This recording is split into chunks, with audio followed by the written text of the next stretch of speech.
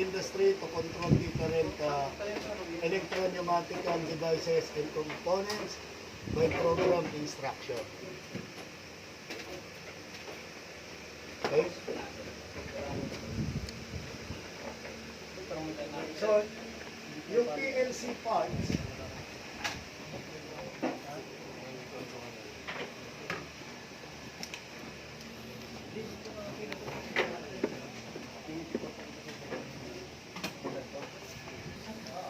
then input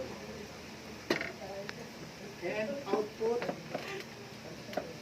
port, and then yung power supply. No? Now, kasi meron tayong compact type at saka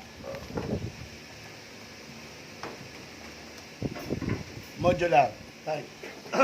Pagka compact type, yung CPU, input, output port at saka power supply, compact, magkakasama na. Kaya tinawag siya ng compact. This is considered as micro PLC. Micro lang. Kasi kailangan pa rin, although may power supply tayo, compact pa rin siya. Ibig sabihin, may power supply na siya inside. No? Meron na rin siyang input. So, ang input, yung I. Input yun. And then, yung output natin, yung Q. No? Ito yung input, output port. Then, meron siyang central processing unit inside. No? So, computer-based siya talaga, na controller. Diba? So, ito, example to. Micro PLC to. Sir, pwede yung mapicturean niyo naman. Bakit kailangan na magkaroon tayo ng PLC? So, kung titignan ninyo, yung ginagawa natin na hard wiring, mas marami yung wire. Di ba? Yes, sir. So, sa PLC, only the input and output ang ating iwawire. Wala nang iba. Hindi mo na kailangan magkabit ng auxiliary contact. Hindi mo na kailangan pang maglagay ng timer. Kasi computer nga siya, meron siyang built-in na timer. Sequencer, counter. So, naka-built-in na yun. Hindi mo na kailangan i-wire. Input and output na lang ang iwawire mo. Tama ba? Mga programa, sir. Yes. So, paano ba tayo mag-wiring ng output? So, ito yung importante sa inyo. Diretso na tayo. So, paano pag-wiring? Output wiring tayo.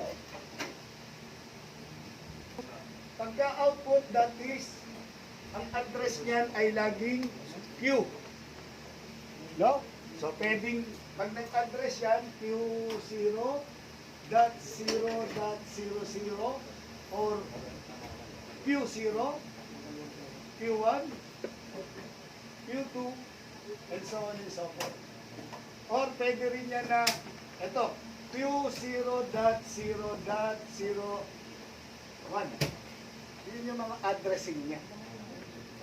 So may address siya na tinatawag. Kasi syempre, pagka winiring mo yan, dapat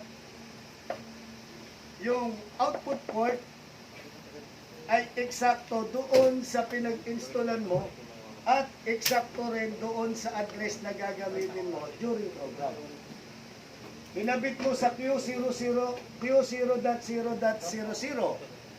Binabit mo. Tinawag mo naman doon sa program mo na Q0.0.01. Magko-communicate ba yon? Hindi. Hindi. Naintindihan? So, kung ano yung address na ginamit mo, yun din yung port na gagamitin mo during installation. Di ba? So, sa atin, mas madali, marunong tayong mag-wiring. Di ba? Actually, merong I/O list naman yan or I/O table. Sa I/O table, makikita nyo, ano ba si Q0? No? Main contactor ba yan? Y contactor ba yan? Or delta contactor ba yan? Di ba? So, makikita nyo na yan. Okay. So, tulad nito, no? output port natin, ito. So, this is QC. Yung isa na lang na yan ang gamitin natin. So, basically guys, ang output port is just a normally open contact na on and off. Di ba? Inside the output port, makikita nyo yan, normally open lang na nag-o-open and close. So, ito yung ating Q0, ito yung ating Q1. Nakuha? So, kumpletohin natin. So, ito yung ating Q2.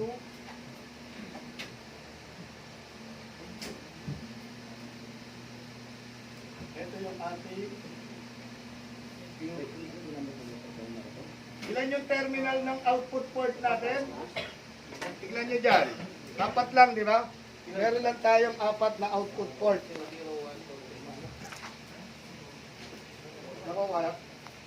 Q0, Q1, Q2, Q3, sorry. And then Q3. Yun yung output port ninyo. So, paano tayo mag-wire? Ano ba yung mga output? Magnetic contactor, A1 and A2. Magnetic coil, indicating lamp, solenoid. Yun yung mga output na inilalagay dito. Wala tayong nilalagay dito na push button, na float switch, na sensor. Wala. Puro to output devices. Naintindihan? So, paano tayo mag-wiring? So, kung wala siyang internal na common, iwawire nyo silang dalawa. Di ba? Eh, para lang naman siyang switch. Di ba? So, ibig sabihin, kabitan ko to ng line 1, ikabit ko to sa A1, kabit ko to sa A2, yung line 2. Nakuha? So, ayan lang yung wiring mo. A1, A2 lang na magnetic contactor ang ilalagay. Kung gusto mong lagyan ng indicating lamp,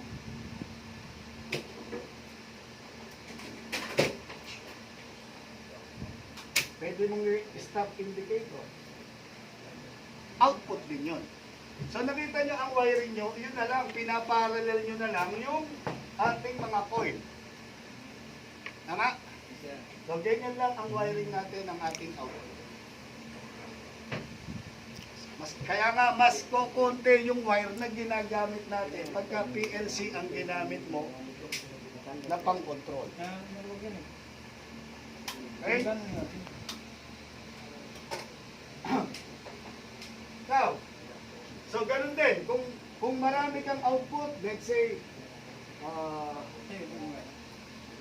forward, reverse, Try nyo to.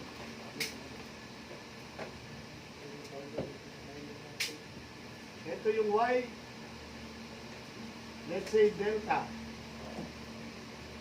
No? So ganyan lang ang wiring mo lagi. Forward, reverse, Y, delta. So apat yung output port ko, pwede kong gamitin sa forward, reverse, Y, delta. Tama ba? Puro coil yan. Puro A1. So lahat ng A1, diretso kung ano yung address na gagamitin mo. Ha? So, ibig sabihin, Q0, that is my forward contactor. Pagka naggawa ka ng ionis mo, output mo, ang Q1 mo, ano? Reverse contactor. Ang Q2, yun ang Y contactor. Q3, yun na delta contactor. Kuha. So, ganun lang. Ito lang yung inyong wiring.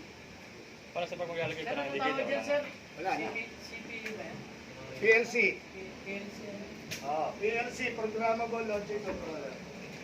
Tayo po siya. susunod. Kami, pinapakabisado ko pa sa inyo yung paano pag-wiring ng output. Okay? Okay, input tayo. Limited pala siya, pero lang peraso lang. Oo, limited. Apat lang yung output natin.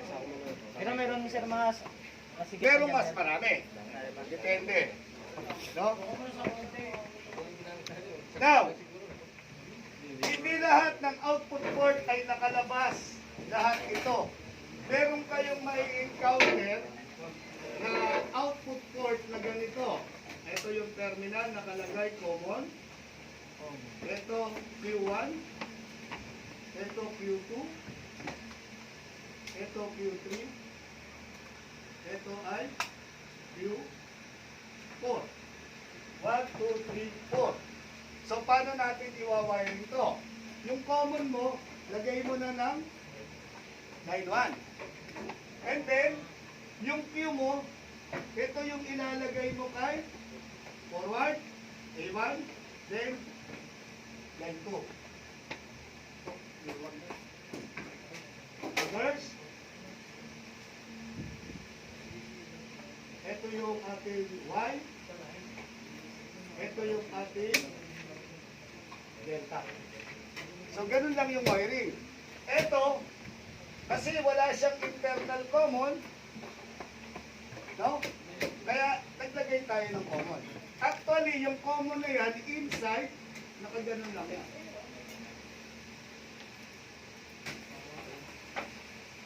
Ganun pa rin. Tama ba? Parehas na yan ito. Sir. Parehas din yan. Ito kasi wala siyang internal na common na katulad nito. Di ba? Kaya yung internal common na yan, pag nilagyan mo ng wire, ibig sabihin, pag ito, nakita ng CPU, yung Q1, tinawag, no? Kung ano yung logic na gagawin niya, complete ang circuito, may energize si forward contactor. Pag nakita ng CPU, kaya dapat tama yung address na gagamitin mo. Nakukuha nyo? So yung computer mismo, no, yung central processing unit niya, siya yung nagbibigay, depende ron sa program na ginawa mo. Kaya nga program siya. Di ba?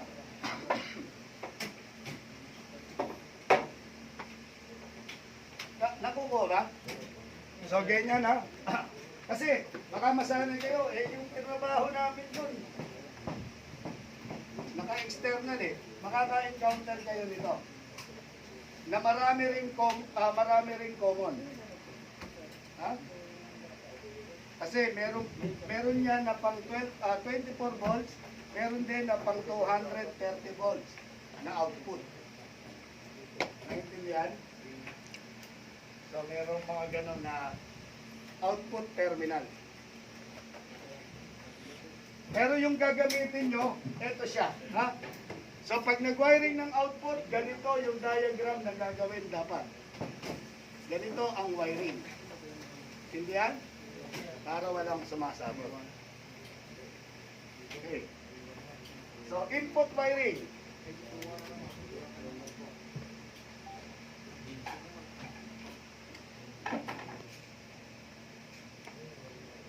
So sa input wiring or yung makikita nyo na I, no? Pagka input, I ang iyong pinaka-symbol, no? So pwede yan na I0, I1, I2, and so on and so forth.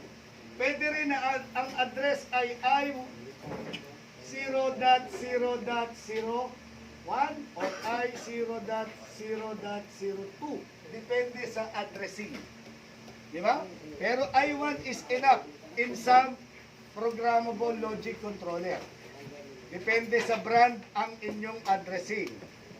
Di ba? Okay.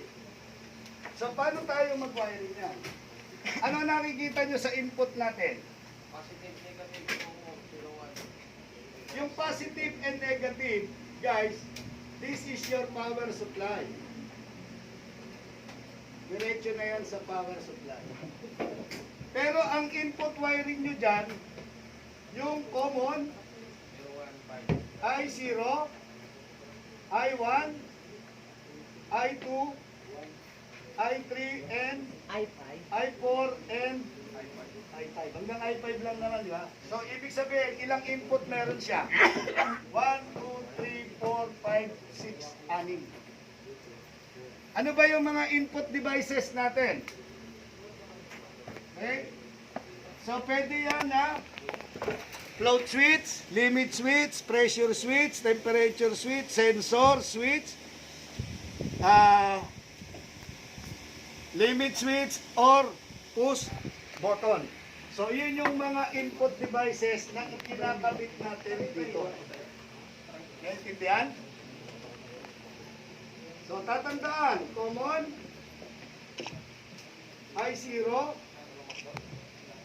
I1, then I2. Okay? So, paano tayo mag-wiring yan? So, lahat ng ating push button, let's say, ano to? Stop? Ito? Start. Start. So, stop, start. Gagamitin ko sa stop si I0. So, lagyan ko lang to ng line 1. Mag-external common ako rito. Ito yung line 2. Then, papunta sa ion. So, dito, inside, meron kayong relay na pinapagana.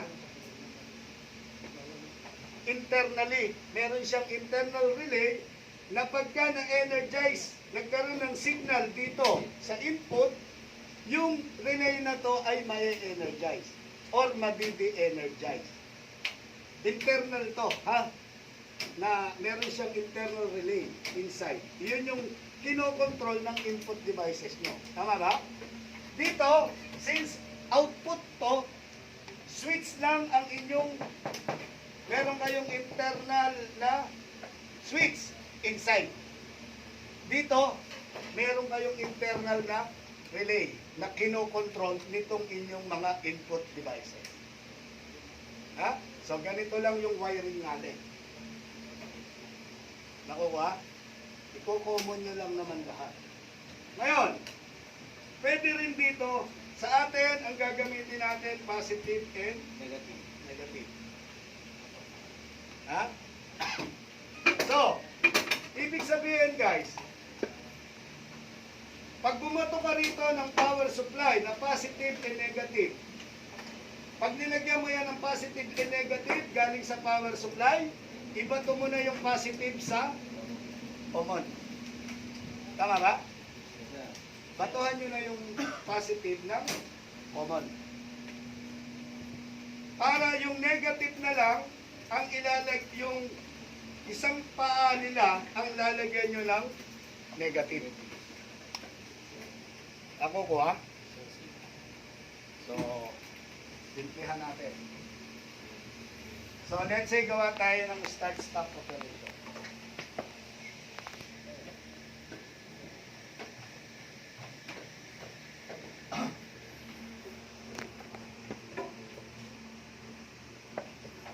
So, sa start-stop operation,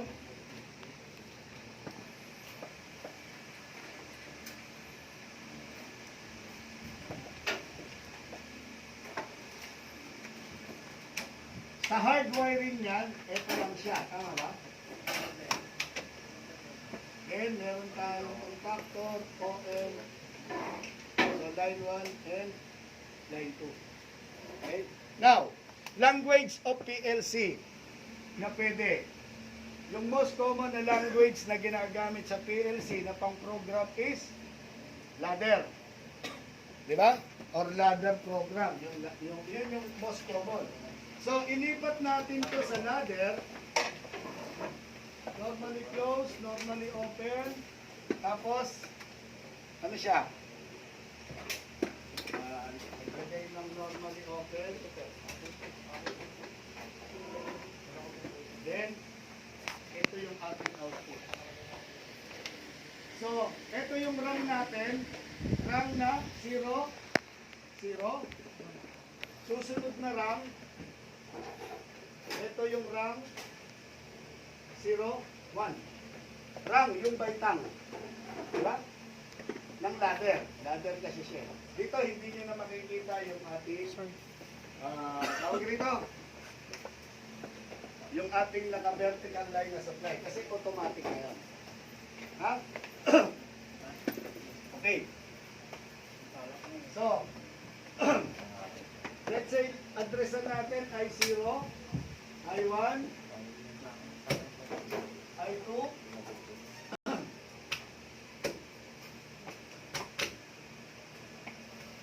then let's say ito ay Q0, ito dapat kanino? Ay Q0 rin. Maintaining contact to eh. Diba? So ito hindi mo na iwawire kasi this is your ladder program. Iyan yung gagawin ng program dun sa PLC mismo. Nakukuha nyo ba?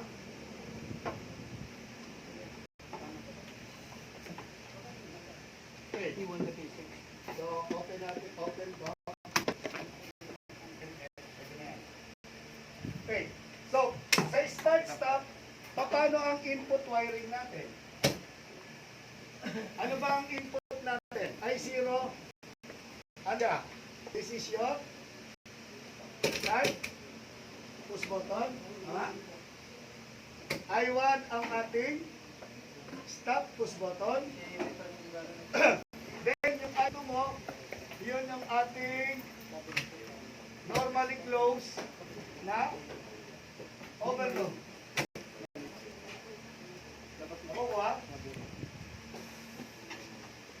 I0 start push button, I1 stop push button, I2 is your normally closed na overload. Ha? So, ganun yung program natin.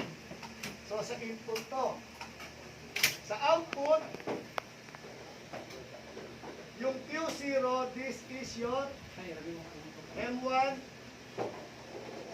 na contactor. So, input wiring.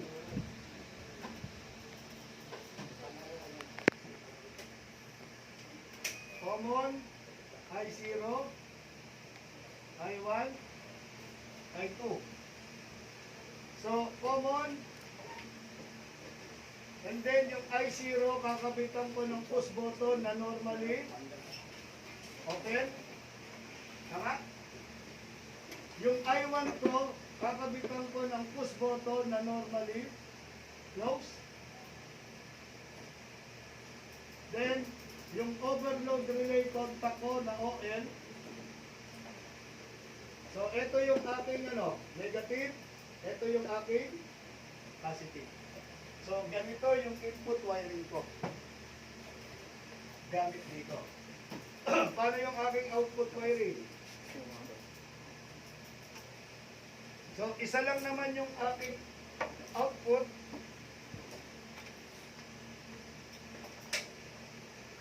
So, Q0, ilan ang terminal niya? Dalawa. So, lagyan lang ng line 1. And then, A1, para kay M1. A2. So, line 1 and line 2. So, dito, 220 tayo. Dito, DC tayo. Naintindihan? So, supply natin. Ito lang ang magiging wiring natin. Ito, sabay ito. The rest is ipoprogram lang natin. Naintindihan? Ha? Okay, so paano tayo mag-program?